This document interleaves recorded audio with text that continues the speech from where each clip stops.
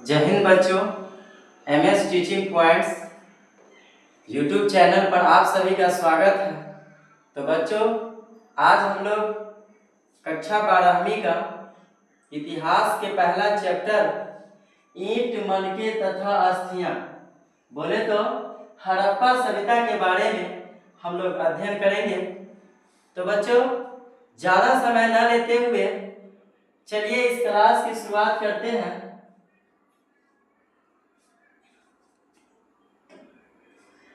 तो बच्चों, हम लोग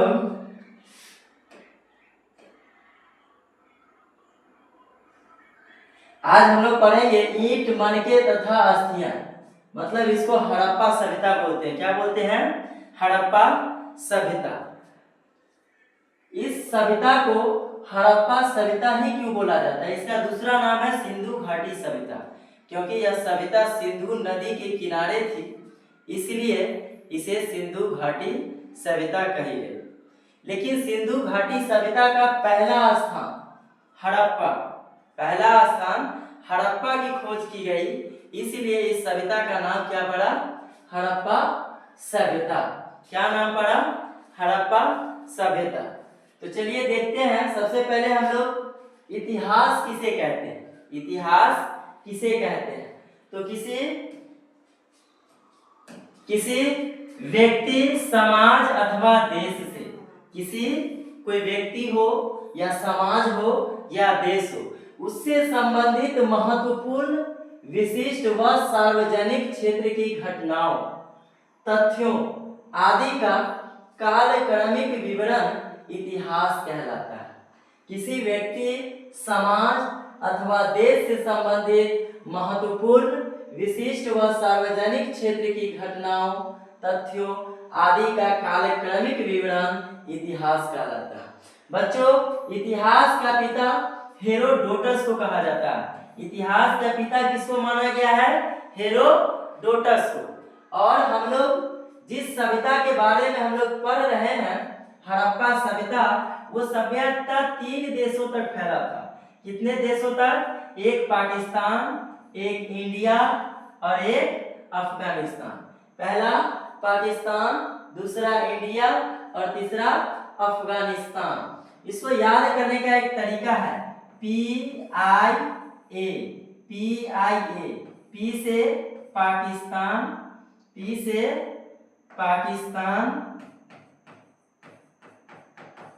पाकिस्तान और I से इंडिया और A से हो जाता है अफगानिस्तान। क्या हो जाएगा? अफगानिस्तान। इसको याद करने के, ये 3 देशों तक फैला था। हड़प्पा सभ्यता कितने देशों तक फैला था? 3 देशों तक।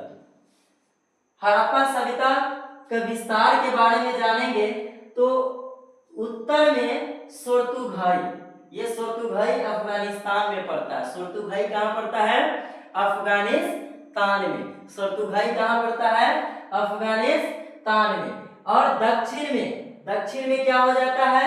दैमाबाद। दक्षिण में दैमाबाद। और दैमाबाद कहाँ पड़ता है?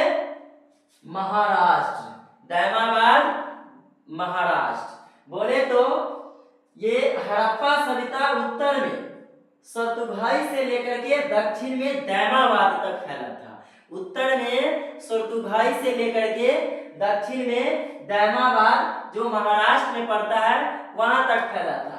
और फिर पूरब की बात करें तो पूरब में आलमगीरपुर। आलमगीरपुर कहाँ पड़ता है? आलमगीरपुर उत्तर प्रदेश में पड़ता है, हिंडन नदी के किनारे। आलमगीरपुर उत्तर प्रदेश में हिंडन नदी के किनारे पड़ता है ना। तो पूरब में आलमगीरपुर से लेकर के पश्चिम में सुतका गेंडोर तक, और ये सुतका गेंडोर बलूचिस्तान में पड़ता है, जो अभी पाकिस्तान का क्षेत्र है। किसका क्षेत्र है? पाकिस्तान का क्षेत्र है। किसका क्षेत्र है? बलूचिस्तान कहाँ पड़ता है? पाकिस्तान में। बलूचिस्तान कहाँ पड़ता है? पाकिस्तान में। तो बच्चों, अगर इसके विस्तार के बारे में पूछे कि हड़प्पा सभ्यता का विस्तार क्या था, तो हड़प्पा सभ्यता उत्तर में सोर्तुगाई अर्थात अफगानिस्तान से लेकर के, है ना, दक्षिण में महाराष्ट्र के दैमाबाद तक और पूरब में आलमगीरपुर से लेकर के पश्चिम में सुतका गेंडोर तक फैला था। ठीक है बच्चों, इस सभ्यता की एक विशेषता है कि यह सभ्यता शहरी सभ्यता थी। यह सभ्यता कैसी सभ्यता थी? शहरी सभ्यता थी, है ना। यह सभ्यता शहरी सभ्यता थी। इस सभ्यता का आकार त्रिभुजाकार था। इस सभ्यता का आकार कैसा था? त्रिभुजाकार। इस सभ्यता का आकार कैसा था? त्रिभुजाकार। और इसका क्षेत्रफल 12,99,600 वर्ग किलोमीटर में। बोले तो यह सभ्यता 12,99,600 वर्ग किलोमीटर में फैला था। इसीलिए इसका क्षेत्रफल कितना कहा जाता है? 12,99,600 वर्ग किलोमीटर। आपसे परीक्षा में पूछा जाएगा कि हड़प्पा सभ्यता कितने वर्ग किलोमीटर में फैला था, यानी कि हड़प्पा सभ्यता का क्षेत्रफल क्या है या सिंधु घाटी सभ्यता का क्षेत्रफल क्या है। तो क्या आप बताएंगे? 12,99,600 वर्ग किलोमीटर। 12,99,600 किलोमीटर। 12,99,600 वर्ग किलोमीटर। बच्चों, हड़प्पा सभ्यता का जो लिपि था वो क्या था? भाव चित्रात्मक। क्या था? भाव चित्रात्मक। हड़प्पा सभ्यता का लिपि भाव चित्रात्मक था। जो लिपि बाईं से दाईं तरफ लिखी जाती थी या दाईं से बाईं ओर लिखी जाती थी, है ना। ये लिपि बाईं से दाईं ओर और दाईं से बाईं ओर लिखी जाती थी, है ना। यह जो लिपि है हड़प्पा सभ्यता की लिपि क्या थी? तो क्या बोलेंगे हम लोग? भाव चित्रात्मक लिपि। क्या बोलेंगे? भाव चित्रात्मक लिपि। क्या बोलेंगे? भाव चित्रात्मक लिपि। क्या बोलेंगे? भाव चित्रात्मक लिपि। हड़प्पा सभ्यता का लिपि क्या हो जाएगा? भाव चित्रात्मक लिपि। और इस लिपि को कैसे लिखा जाता था? तो आप बताएंगे इस लिपि को बाईं से दाईं ओर या दाईं से बाईं ओर लिखी जाती थी। बाईं से दाईं ओर या दाईं से बाईं ओर लिखी जाती थी। इस सभ्यता का उदय भारत के पश्चिमोत्तर भाग में हुआ। पश्चिमोत्तर मतलब पश्चिम उत्तर भाग में, है ना। क्या होगा? पश्चिम उत्तर भाग में। बच्चों, इसको जरा हम आपको समझा दे रहे हैं। देखिए,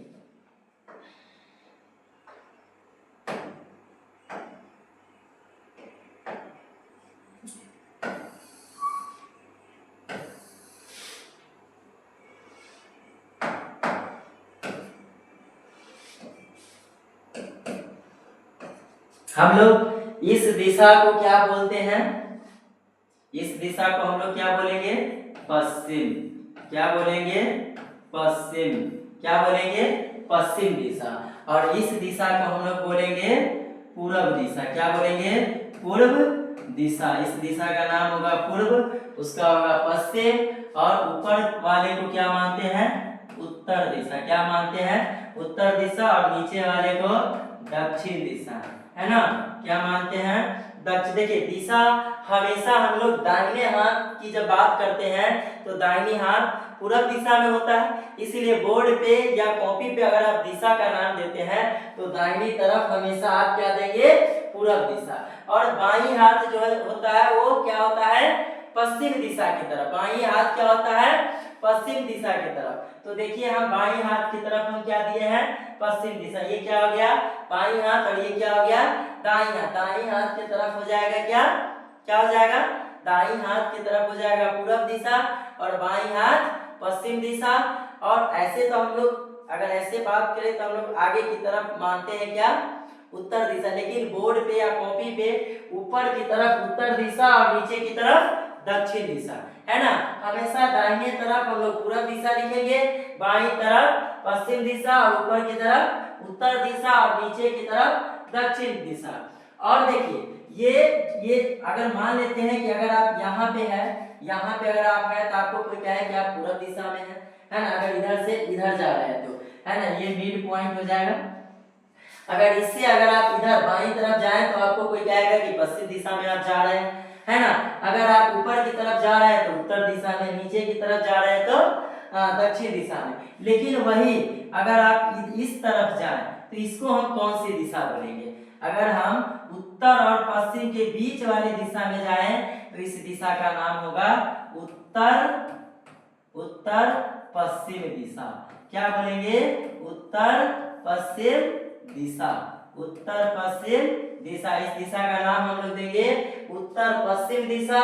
या आप ऐसे, सॉरी ये उत्तर पश्चिम नहीं होगा, उत्तर पूर्व दिशा होगा। ये मिस्टेक से, इसका नाम हम लोग क्या देंगे, है ना, उत्तर पूर्व दिशा। उत्तर पूर्व, है ना, इस दिशा का नाम उत्तर पूर्व देंगे। या है ना, पूर्व उत्तर दिशा बोलेंगे, पूर्व उत्तर दिशा, है ना। इस दिशा का नाम या तो उत्तर पूर्व दिशा बोलेंगे या तो पूर्व उत्तर दिशा। लेकिन इस दिशा की बात करें तो आप क्या नाम दीजिएगा? देखिए ये पूर्व हो गया और ये दक्षिण और इसके बीचों बीच है, तो हम लोग क्या बोलेंगे? पूर्व दक्षिण, पूर्व दक्षिण दिशा, है ना। क्या बोलेंगे? पूर्व दक्षिण दिशा या दक्षिण पूर्व दिशा। क्या बोलेंगे? दक्षिण पूर्व दिशा। क्या बोलेंगे? दक्षिण पूर्व दिशा। और इस दिशा की बात करें तो हम क्या नाम देंगे, है ना, पश्चिम। देखिए ये पश्चिम और दक्षिण के बीच में है, इसको बोलेंगे पश्चिम दक्षिण दिशा। क्या बोलेंगे? पश्चिम दक्षिण दिशा। पश्चिम दक्षिण दिशा, पश्चिम दक्षिण, पश्चिम दक्षिण, है ना। या दक्षिण पश्चिम। क्या बोलेंगे? दक्षिण पश्चिम दिशा, है ना। और इसकी बात करें, इस दिशा की अगर हम बात करते हैं तो उत्तर पश्चिम, उत्तर पश्चिम या पश्चिम उत्तर, उत्तर पश्चिम या पश्चिम उत्तर, उत्तर पश्चिम या पश्चिम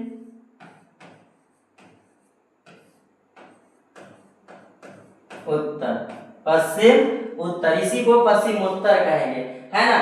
तो ये जो हड़प्पा सभ्यता था भारत के किस भाग में? तो पश्चिम उत्तर भाग में फैला था, अर्थात इस भाग में फैला हुआ था। ठीक है बच्चों, तो हम उम्मीद करते हैं कि आपको ये दिशा अच्छे से समझ में आई होगी।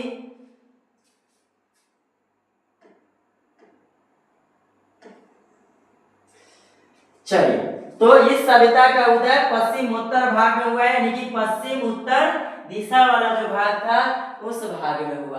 हड़प्पा सभ्यता की जानकारी का मुख्य स्रोत पुरातात्विक खुदाई है। मतलब जब जगह की जब खुदाई की गई तो उसमें से बहुत सारे अवशेष मिले, है ना। उसमें से बहुत सारे जैसे सिक्के मिले, मुहरे मिले, है ना। क्या मिले? सिक्के मिले, मुहरे मिले, और भी बहुत सारी जैसे मृद भांड हो गई, अस्थियां हो गई, बहुत सारे जानवर है उसके अवशेष उसमें से मिले, ईंट मिले। क्या मिले? ईंट मिले, है ना। तो ये सब चीजें जब हमें मिली, है ना, तब इसी चीज से हम लोग को जानकारी मिला कि ये जो सभ्यता में, है ना, पहले के लोग, ईंट जब मिला तो पता चला कि लोग ईंट का घर बनाते थे। क्या बनाते थे? ईंट। मुहर मिला, मुहर किस पदार्थ का बना हुआ था? तो वो सेल खड़ी का बना हुआ था। हड़प्पा सभ्यता में मुहरे किस पदार्थ की बनी हुई थी? तो सेल खड़ी की। किस पदार्थ के? सेल खड़ी की, है ना। तो लोगों को पता चला कि मुहरे भी उस समय में थी, है ना। क्या मिला? घर के मतलब आंगन में, है ना, आंगन से होकर के नाला मिला जो सड़क के किनारे से जुड़ा हुआ था, है ना। सड़क के किनारे से नाला जुड़ा हुआ था, तो ये पता चला, जैसे अभी भी शहर में क्या होता है, सड़क के किनारे क्या होता है? नाला। इससे लोगों ने इससे ये पता चला कि पहले के लोग है ना शहरी सभ्यता, मतलब पहले के लोग शहर में निवास करते थे, है ना। कैसे, जैसे अभी लोग शहर में हैं तो क्या, शहर में सड़क के किनारे क्या होता है, नाला होता है पानी का निकास के लिए, है ना। हर घर से लोग एक एक छोटे छोटे नाला अपने अपने घर का, है ना, क्या रहते हैं, रोड्स, मतलब सड़क साइड में जो नाला होता है उससे जुड़ा हुआ होता है ना।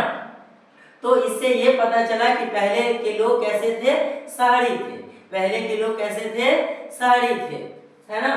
तो चलिए, तो उम्मीद करते हैं कि आप लोग को ये समझ में आ गया होगा। चलिए, हड़प्पा सभ्यता के विभिन्न नगरों का विवरण, है ना। अब देखिए, जब हड़प्पा सभ्यता में सबसे पहले हड़प्पा नामक जगह की खुदाई हुई थी, हड़प्पा सभ्यता में सबसे पहले हड़प्पा नामक जगह की खुदाई हुई, बहुत सारे शहर हुए, हड़प्पा हुए, मोहनजोदड़ो हुए, लोथल हुए, रंगपुर हुए, है ना, क्या आलमगीरपुर हुए, है ना, चनहुदरो हुए, बनावली हुए, कालीबंगा हुए, ये सब बहुत सारे नगर हुए, है ना। जो इस नगर के बारे में हम लोग एक एक करके पढ़ेंगे कि किस नगर की खुदाई हुई, तो उसमें से कौन कौन से अवशेष, कौन कौन से साक्ष्य हम लोगों को मिला। जैसे कि हड़प्पा नामक नगर की बात अगर हम करते हैं, हड़प्पा नामक नगर की बात करते हैं, तो हड़प्पा की खुदाई दयाराम सैनी ने 1921 ईस्वी में किया। हड़प्पा की खुदाई दयाराम सैनी ने 1921 ईस्वी में किया। इसी को दूसरे भाषा में ये कहा जाता है, दूसरे शब्दों में, कि हड़प्पा की खोज, क्योंकि हड़प्पा की खुदाई सबसे पहले हुई, इसीलिए कहा जाता है कि हड़प्पा की खोज सबसे पहले हुई। तो हड़प्पा की खोज किसने की, दयाराम सैनी ने। हड़प्पा की खोज किसने की, दयाराम सैनी ने। कब की, 1921 ईस्वी में, 1921 ईस्वी में, 1921 ईस्वी में। हड़प्पा रावी नदी के किनारे स्थित था, है ना। हड़प्पा किस नदी के किनारे स्थित था, रावी नदी के। हड़प्पा किस नदी के किनारे स्थित था, तो रावी नदी। बच्चों, आपसे मतलब कि जब परीक्षा होगी तो आपसे उसमें पूछा जाएगा कि हड़प्पा किस नदी के किनारे स्थित थी, तो क्या आप बताइएगा, हड़प्पा रावी नदी के किनारे थी। हड़प्पा की खोज किसने की, तो आप क्या बताइएगा, हड़प्पा की खोज किसने की, दयाराम सैनी ने की। हड़प्पा की खोज किसने की, दयाराम सैनी ने की। हड़प्पा की खोज कब की गई, या हड़प्पा की खुदाई किस वर्ष की गई, तो आप क्या जवाब दीजिएगा, 1921 ईस्वी में, 1921 ईस्वी में। और हड़प्पा की बात की जाए तो हड़प्पा पाकिस्तान के जो पंजाब प्रांत है, पंजाब प्रांत, उसके मोंटगोमरी जिला में स्थित है। ये हड़प्पा अभी भी कहाँ है, ये प्रांत जब आजाद नहीं हुआ था तो उस समय तो पाकिस्तान भारत में ही था, है ना। क्योंकि भारत का बंटवारा, हमारे हिंदुस्तान का बंटवारा 1947 ईस्वी में हुआ, तो उससे पहले ये पाकिस्तान तो हिंदुस्तान का ही क्षेत्र था 1947 से। तो 1921 ईस्वी में जब अगर बात करें तो ये भारत का ही क्षेत्र था, लेकिन जब 1947 ईस्वी में हमारे देश का बंटवारा हुआ तो यह क्षेत्र पाकिस्तान, यह है ना, यह पाकिस्तान वाले इलाका में चला गया। तो आपसे पूछा जाएगा कि हड़प्पा कहाँ है, हड़प्पा कहाँ है, तो आप क्या जवाब दीजिएगा, पाकिस्तान के पंजाब प्रांत के, यह पाकिस्तान प्रांत के पंजाब के मोंटगोमरी जिला में स्थित है। और अब हमने क्या बोला कि इसकी खुदाई की गई थी, खुदाई जब की गई तो उसमें बहुत सारे अवशेष मिले, क्या मिले, बहुत सारे साक्ष्य मिले। तो हम लोग देखेंगे कि हड़प्पा से कौन कौन से साक्ष्य प्राप्त हुए हैं। तो हड़प्पा से शंख का बैल, हड़प्पा से कौन सा साक्ष्य प्राप्त हुआ है, शंख का बैल, हड़प्पा से शंख का बैल प्राप्त हुआ, शंख का बैल। आर्यस 37 कब्रिस्तान, आपसे पूछा जाएगा परीक्षा में कि आर्यस 37 कब्रिस्तान, है ना, आर्यस 37 कब्रिस्तान, जो ये जो साक्ष्य है ये कहाँ से प्राप्त हुए हैं, तो आप क्या बताइएगा, हड़प्पा से। क्या बताइएगा, हड़प्पा से। हड़प्पा से अन्नागार भी प्राप्त हुए बच्चों, है ना, हड़प्पा से अन्नागार भी प्राप्त हुए, लेकिन सबसे बड़ा अन्नागार, विशाल अन्नागार की बात करें तो वह मोहनजोदड़ो से प्राप्त हुआ। विशाल स्नानागार या विशाल अन्नागार की बात किया जाए तो वह मोहनजोदड़ो से प्राप्त हुआ था। ठीक है, तो ये भी याद रखिएगा, मतलब कि छोटा मोटा ये अन्नागार था। हड़प्पा से जो अन्नागार प्राप्त हुए हैं वह मोहनजोदड़ो की अपेक्षा आकार में क्या था, छोटा था। चलिए, पत्थर के शिश्न, पत्थर के शिश्न व योनि कहां से प्राप्त हुए हैं, कहां से, हड़प्पा नामक जगह से।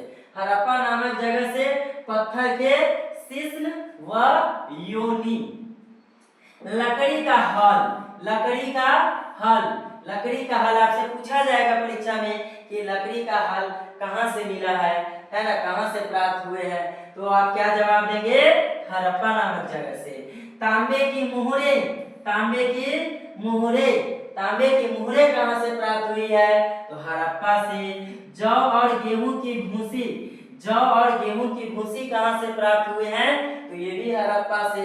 मटर व तिल की खेती के प्रमाण, मटर व तिल के खेती के प्रमाण ये कहां से प्राप्त हुए हैं, तो ये भी हड़प्पा नामक जगह से।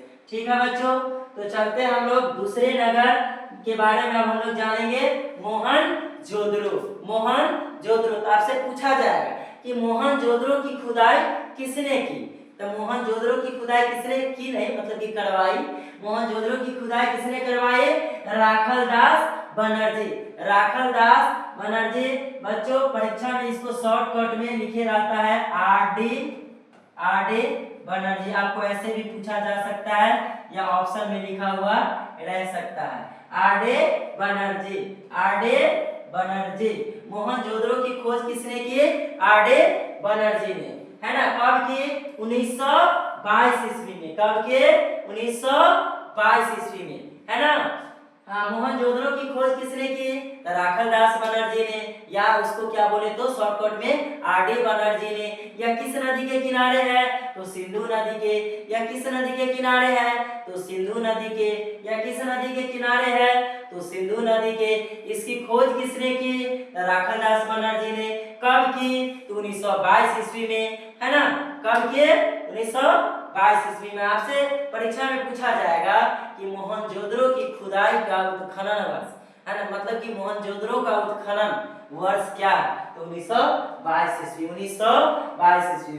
बच्चों मोहनजोदड़ो सिंधु नदी के किनारे स्थित है, मोहनजोदड़ो सिंधु नदी के किनारे स्थित है, और इसकी स्थित पाकिस्तान के सिंध प्रांत के लड़काना जिला में, पाकिस्तान के सिंध प्रांत के लड़काना जिला में, है ना। हम लोग हड़प्पा के बारे में पढ़े कि मोंटगोमरी जिला में, हड़प्पा रावी नदी के किनारे था, पंजाब प्रांत के मोंटगोमरी जिला में था, लेकिन इसमें क्या है, पाकिस्तान के सिंध प्रांत के लड़काना जिला में, है ना। मोहनजोदड़ो की स्थिति क्या है, ये अभी कहाँ है, पाकिस्तान के सिंध प्रांत के लड़काना जिला में। मोहनजोदड़ो का शाब्दिक अर्थ, मोहनजोदड़ो का शाब्दिक अर्थ है मृतकों का टीला, मृतकों का टीला। मोहनजोदड़ो का शाब्दिक अर्थ क्या होगा, शाब्दिक मतलब क्या होगा, तो मृतकों का टीला। बच्चों आपसे प्रश्न में पूछा जाएगा, परीक्षा में पूछा जा सकता है कि मोहनजोदड़ो का शाब्दिक अर्थ क्या होता है या शाब्दिक मतलब क्या होता है, तो आप क्या जवाब देंगे, मृतकों का टीला। और एक बात और याद रखेंगे कि हड़प्पा सभ्यता की जो सबसे बड़ी नगर थी, सबसे बड़ी शहर थी, वह क्या थी, मोहनजोदड़ो, मोहनजोदड़ो। क्या होगा, हड़प्पा सभ्यता की सबसे बड़ी नगर क्या होगा, मोहनजोदड़ो, क्या हो जाएगा, मोहनजोदड़ो। और ये जो मोहनजोदड़ो है ये सिंधी भाषा का शब्द है बच्चों, मोहनजोदड़ो किस भाषा का शब्द है, सिंधी भाषा का शब्द है। मोहनजोदड़ो किस भाषा का शब्द है, सिंधी भाषा का शब्द है। तो चलते हैं नेक्स्ट, तो हम लोग आगे देखते हैं मोहनजोदड़ो से, है ना, मोहनजोदड़ो का भूमि बहुत उपजाऊ था, मोहनजोदड़ो के जो आसपास के जो भूमि थे वह क्या था, बहुत उपजाऊ था, इसलिए इसे सिंध का बाग कहा जाता था, है ना। मोहनजोदड़ो को क्या कहा जाता था, सिंध का बाग। मोहनजोदड़ो को क्या कहा जाता था, सिंध का बाग। अब हम लोग आगे ये जानेंगे कि मोहनजोदड़ो से कौन कौन से साक्ष्य प्राप्त हुए हैं, कौन कौन से अवशेष मिले हैं। तो बच्चों हम लोग याद रखेंगे कि मोहनजोदड़ो से विशाल स्नानागार व अन्नागार। आपसे पूछा जाएगा कि विशाल स्नानागार के अवशेष कहां से प्राप्त हुए हैं, तो आप क्या जवाब देंगे? मोहनजोदड़ो। या विशाल अन्नागार, विशाल अन्नागार के अवशेष कहां से प्राप्त हुए हैं, तो वो भी मोहनजोदड़ो से। कांस्य की नर्तकी, कांस्य की नर्तकी क्या मिला है मोहनजोदड़ो से? कांस्य के नर्तकी, कांस्य के नर्तकी। उससे आगे बढ़ते हैं, दाढ़ी वाले पुजारी की मूर्ति, दाढ़ी वाले पुजारी की, मोहनजोदड़ो से और क्या प्राप्त हुए हैं? दाढ़ी वाले पुजारी की मूर्ति। उससे आगे सूती कपड़े के अवशेष, सूती कपड़े के अवशेष। इससे ये पता चलता है कि मोहनजोदड़ो से, यानी कि मोहनजोदड़ो में कपास की भी खेती की जाती है, यानी कपास के अवशेष कहां से प्राप्त हुए हैं? सूती, कहां से? मोहनजोदड़ो से, मोहनजोदड़ो से।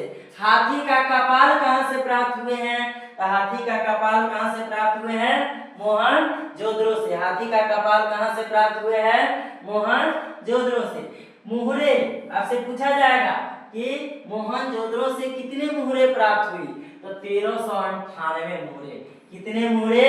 1398 मुहरे। बच्चों और क्या प्राप्त हुए हैं? शिलाजीत। क्या हो जाएगा? शिलाजीत। क्या होगा? शिलाजीत। और भी बहुत सारी चीजें प्राप्त हुई है, आदि लगा दिया जा, है ना। ये सब इम्पोर्टेंट सब है बच्चों, ये तो सबसे ज्यादा इम्पोर्टेंट है, इसको आप जरूर याद करेंगे, है ना। और इसको भी बहुत, इसको मतलब इसमें जो भी साक्ष्य प्राप्त हुए हैं, इसमें जो भी नोट किया गया है, वह सब के सब इम्पोर्टेंट है बच्चों, इसको याद करेंगे। इसके बाद हम लोग आगे मतलब कि नेक्स्ट वीडियो में, नेक्स्ट क्लास में हम लोग पढ़ेंगे चंद्रमुद्रों के बारे में, लोथल के बारे में, बनावली के बारे में, कालीबंगा के बारे में। तो बच्चों आज के लिए इतना ही। जय हिंद, जय भारत।